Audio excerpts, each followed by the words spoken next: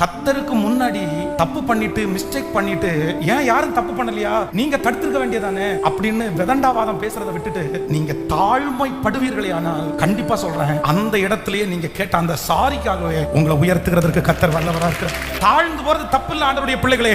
அவர் அவ்வளவு பெரிய தேவ குமாரனா இருந்தும் தன்னை தானே தாழ்த்தி வெறுமையாக்கி அவர் போய் மாட்டு கொட்டாயில, அதுவும் சத்திரத்துல இடம் இல்ல அப்படின்னு சொல்லி வெளியில அவர் பிறக்கிறதுக்கு என்ன, அவர் என்ன பிச்சைக்காரர்? அவருக்கு இந்த பூமிக்கு வானத்துக்கு பூமிக்கு அதிகாரி அல்லவா அவரு? அவர் போய் ஏன் அங்க பிறக்கணும்? எல்லாருமே வந்து இயேசு பிறப்பார்ன்றதை கேள்விப்பட்ட உடனே சாஸ்திரிகள் எங்க போனாங்க தெரியுமா? ராஜா அரண்மனைக்கு போனாங்க.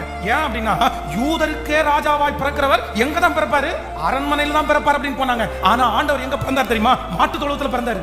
எதுக்கு தெரியுமா? அவர் தேவனுடைய ரூபமா இருந்தும் தன்னுடைய மகிமையை அவர் கொள்ளையாடின பொருளா எடுக்காம நம்மை தாமே தாழ்த்தி, எப்படி தாத்தினா நம்ம மரண பரியந்தம். பெரியவங்களா இருந்து சின்ன அவதாரம் எடுக்கிறது வந்து சாதாரணம் இல்லை. ஆனா ஆண்டவர் வந்து தாழ்மையை கற்றுக் கொடுத்தார்.